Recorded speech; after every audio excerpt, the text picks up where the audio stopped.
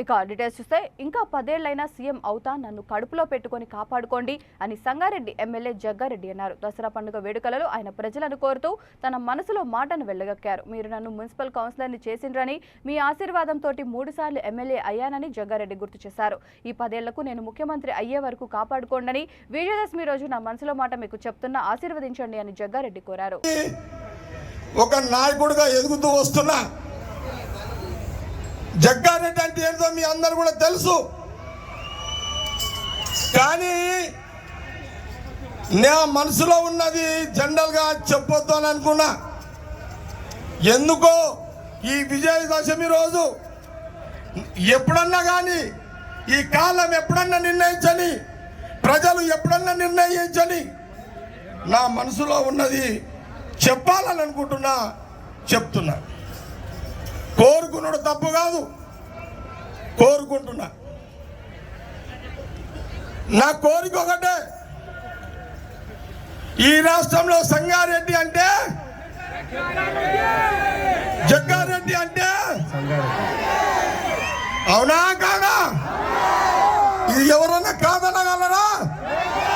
ఈ 2 రాష్ట్రాలు ఎవరన్నా కాదనగలరా? అందుకే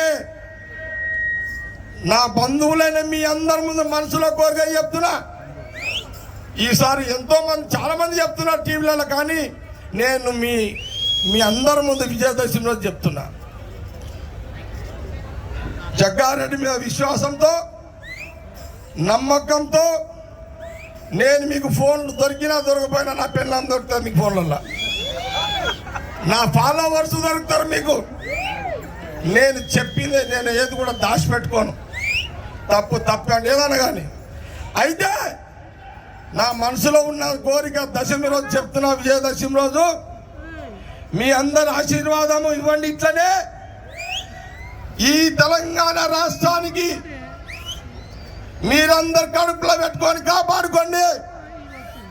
ఇంకో 10 ఏళ్ళకైనా సరే తెలంగాణ రాష్ట్రానికి ముఖ్యమంత్రి అయి తీరుతా.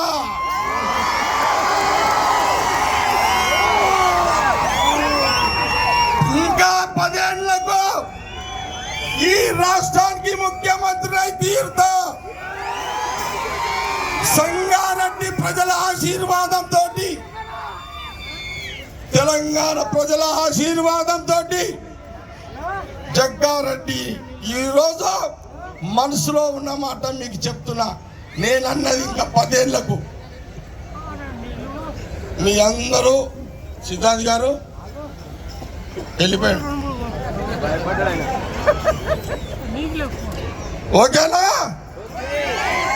ఓకేనా? వచ్చే దసరా బ్రహ్మాండంగా జరుపుకుందాం.